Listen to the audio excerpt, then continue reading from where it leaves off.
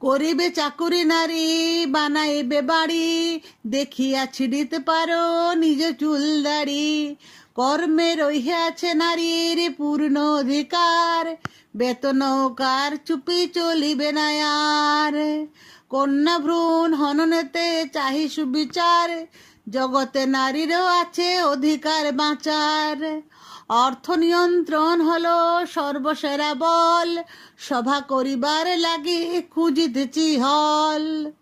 বিষণ্ণ বদনে হরি বলিল হে প্রিয়ে, প্রভু ডাক তব মুখে জুড়ায় তো হিয়ে।